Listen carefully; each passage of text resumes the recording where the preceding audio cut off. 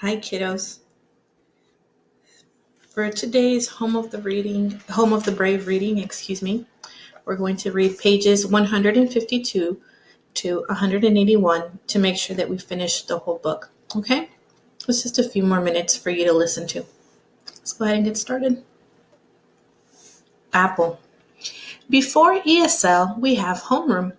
I don't much like it. In my homeroom are only 3 other ESL students, and I don't speak their words. All the rest are from America. One morning, a folded paper waits on my homeroom desk. I think maybe it's a note to pass.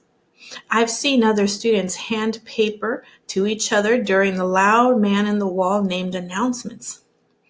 It's exciting to think I might already have a homeroom friend. I open it. When I open it, I see a picture. It's not a good drawing, but after a moment, I can see it's a dead body made of bones. Hungry, Kenya? A boy in the back asks. His voice has knives in it. He holds up an apple eaten in half. None for me, thank you, I say, using my polite English words. And my home, I add, is not Kenya. It's Sudan. He tosses the apple across the room. It lands on my desk and drops to the floor. My homeroom teacher looks up from his newspaper. Can the flying fruit, he says. Of course, I don't want the apple to be wasted. I pick it up off the floor and throw it back to the boy.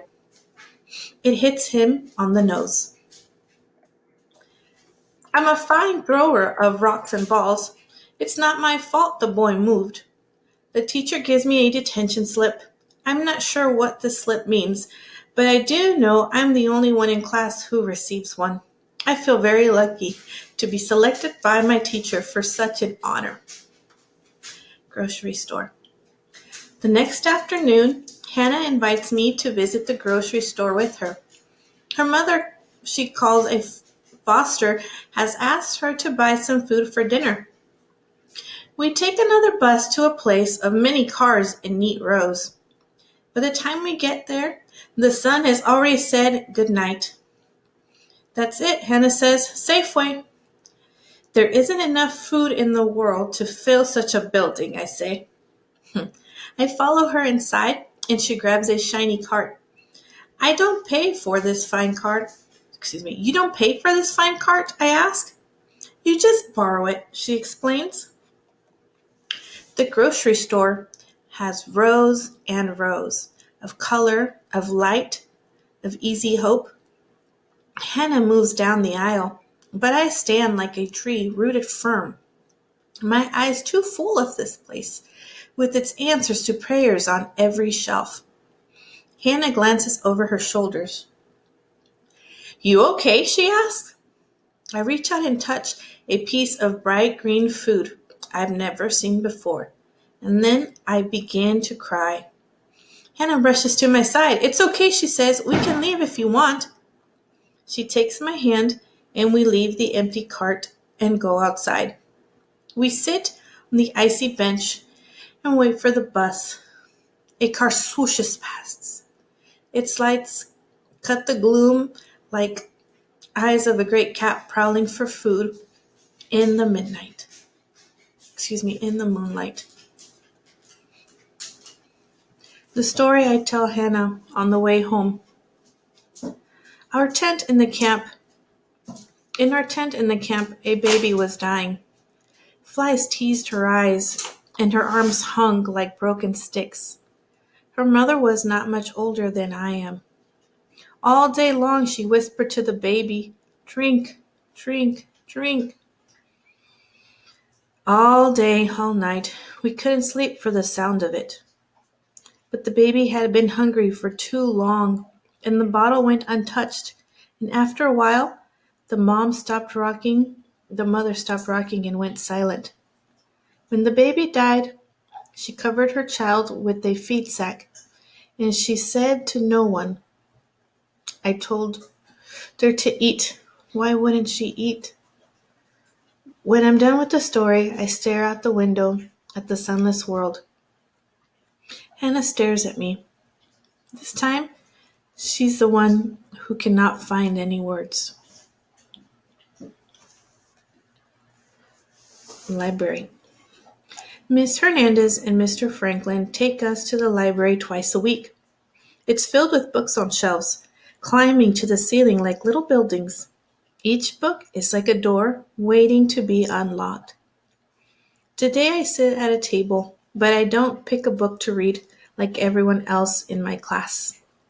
Today, I don't know why, feels like the day at the grocery store.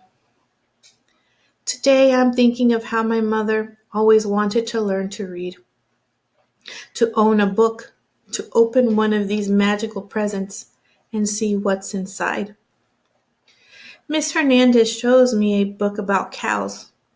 She asked me to find a picture of a cow like Cole, but I tell her I don't feel in a library mood today. That's okay, she says.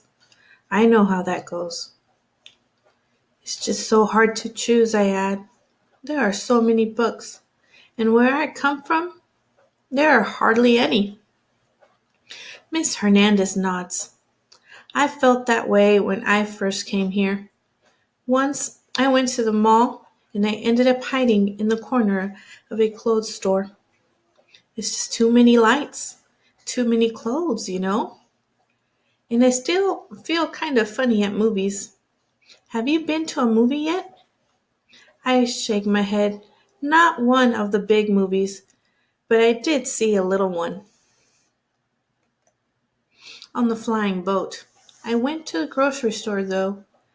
I started to, I whisper the last word, cry. Miss Hernandez pats my hand. It's just too much sometimes, isn't it? When you had almost nothing, and when you know that many people have so little. I don't know what to do with it all, I say. I kick at a chair leg. To have all this food, and all these books, and all this freedom, I feel sort of, I don't know the word, too lucky? It's a big shift, she agrees.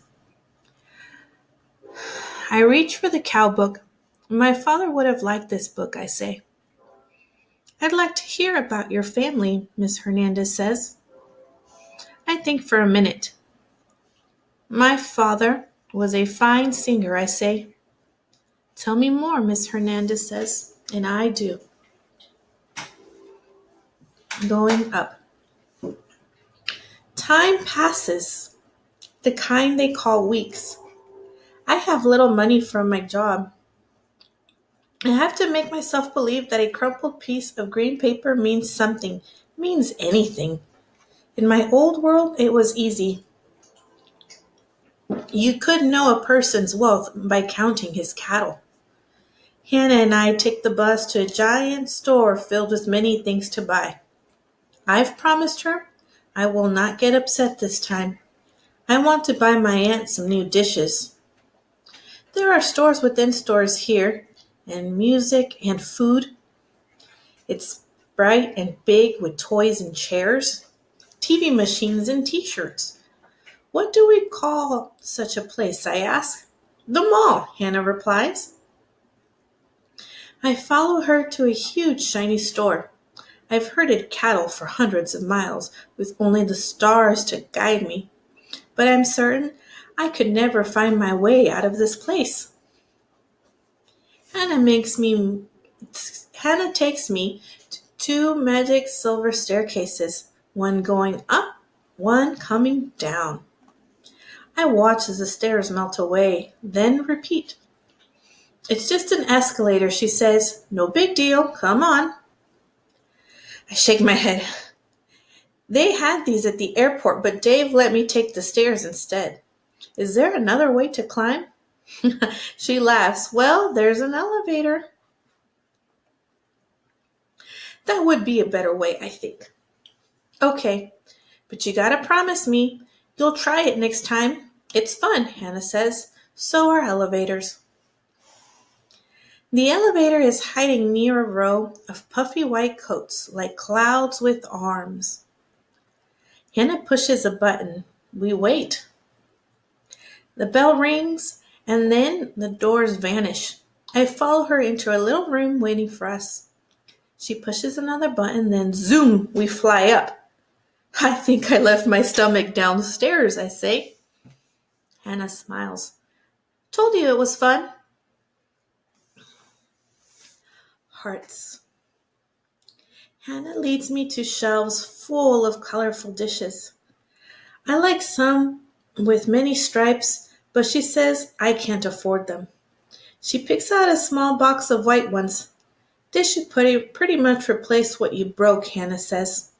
I cradle the box gently in my arms, the way I would carry a newborn calf.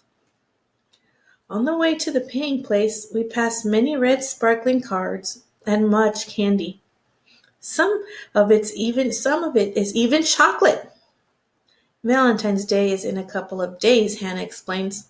You give stuff to people you like. Plus, it just happens to be my birthday. Hey, when's your birthday? I don't know, I admit. We don't have birthdays in the way that you do.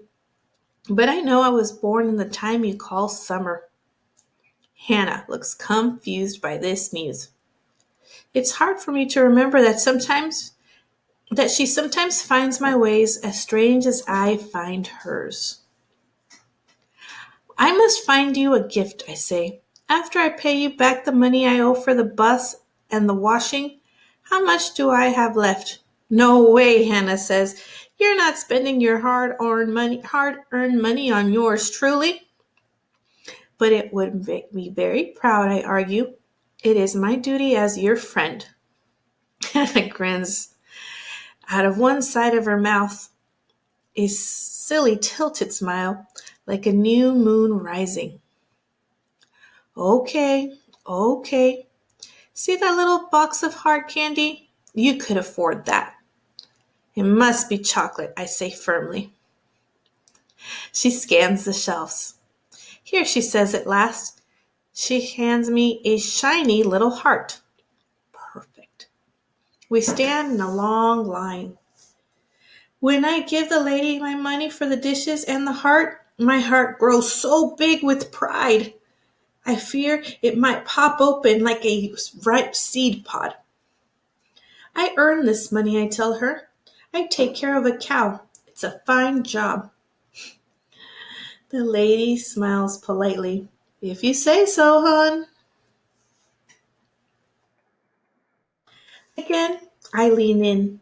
I'm learning, that American people don't understand the wonder of a cow. Maybe if they had more cows on the TV machine, people would begin to feel as Ganwar and I do. You can have your dogs and cats, your gerbils and hamsters, and sleek, sparkling fish, but you will have lived just half a life if you never love a cow. White girl. In front of our apartment, I give the shiny heart to Hannah. Happy birthday and happy Valentine's Day, I say. To my good friend Hannah. 3 boys walk past just as Hannah slips the silver heart into the pocket of her coat. They glare at us with eyes that shoot poison. Leave the white girl alone, one yells. Hands off, boy. Just ignore them, Hannah whispers. She pulls me inside and slams the door shut. A moment later, she cracks it open and peers out. They're gone, she says. I shake my head. I don't understand, I say. Me neither, Hannah says. Me neither. You shouldn't have pulled me inside, I mutter. They're jerks. Hannah yanks off her mittens. I don't want you to get hurt. I am a man, I say, standing tall. Sure you are, Hannah says. I just, don't see the point in a fight. Why does it matter? I can't explain. Suddenly, I feel tired of using words that don't belong to me. Never mind, I say. I trudge up the stairs. My aunt is surprised to see the box for me. A present, she keeps saying? A present for me? She opens the dishes and hugs me hard. You're such a fine boy, Keck, she says. I feel happy about the dishes and bad about the angry boys. It's hard to feel two things at once, so I try not to feel anything. I sit next to Ganmore on the sofa. Together we watch the TV machine tell its happy, easy stories. Scars. Every weekend and other days sometimes, Ganmore and I go to Lou's. It feels good to go somewhere simple, to work and sing and eat cookies with chocolate. Ganmore doesn't say so, but I think he's calmer on these days. Sometimes he even whistles a radio song or tells me jokes in English that I don't understand. Always so, I laugh to make him happy. One afternoon, Ganmore and I rebuilt a gate that's rotted away at the edge of the field. It's long work, and we sweat under our thick coats. The sun is still weary and weak, like a traveler too long on the road. But each day is trying harder to warm the world. Ganmore wipes away the sweat with his arm.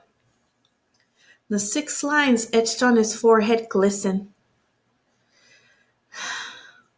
I will never have the gar, I say suddenly. My words surprise me. It's an idea I've never let myself think about until now. The initiation ceremony is part of another place, a place I may never return to. You're lucky, Ganmore says. Why would you want such scars? Here they mean nothing. There they meant everything, I say. I lean on the fence. How will I know when I am a man? Ganmore keeps hammering. When you own a fine car and a house with many bathrooms, then you're a man in this country, he answers with a smile. It isn't so funny, I say. You've been tested, and I haven't. You were brave. I look away. I don't want him to see my eyes and what lies hidden there. Me, I haven't been. Sure you have, Ganmore replies. You were in the camp alone. You came here alone. That's plenty brave. It doesn't take a knife in the hand of a village elder for you to prove yourself. I pick up my hammer and slam it hard against the rusty nails sticking out of the wood. It's easy for you to say. After that, I won't talk anymore, but I hammer many nails as hard as I can. Even with my gloves on, I have a good hurting blister to show for it. Bad news. More weeks pass. Something strange is happening to the world. I hear birdsong now, where only silence filled the air before. Tiny green hints dot the trees and bushes. The snow is getting smaller and grayer, like an old person whose time is past. Dave says it's called spring. One morning Lou calls us to come into her kitchen. A plate of warm cookies awaits for us.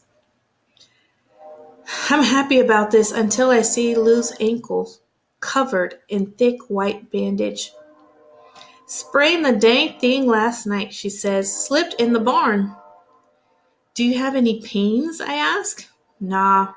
She waves away the question like a troublesome insect.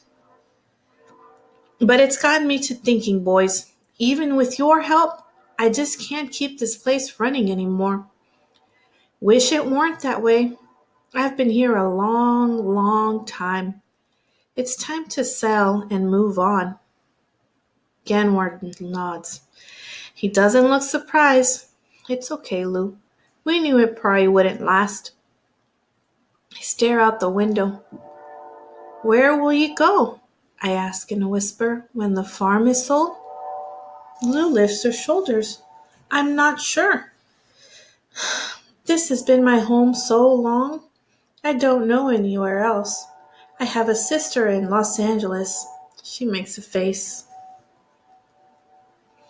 Not sure I could stand all that nice weather. What would I complain about? Excuse me, students. My neighbors are shooting off fireworks. Excuse me. Not sure I could stand all that nice weather. What would I complain about? We can stay on as long as you need us, Ganwar says. He doesn't sound mad at all. He sounds like he is used to being disappointed. But what about Goal? I ask. My voice has a crack in it. Lou looks out the window too. I don't know, Keck. They're going to build a strip mall. Won't be needing a cow, I'm guessing. She sighs. Cole is a very old, tired animal. I don't think we'll probably be able to find anyone who wants her. I'm sorry, hon. I leap to my feet. My chair falls back with a loud thud. Hate it here, I scream. I want to go home. I run out the door and across the field toward the bus stop. I'm glad Lou can't follow me with her sore foot. I'm sorry that I'm glad. And I'm mad that Ganwar isn't mad enough. Okay, students, please make sure to I hope that you took notes, and if you didn't, go back and take some notes. I'm sorry for that loud noise at the end. When you're done with your notes and your other reading notes, please upload them to Google Classroom. Thank you.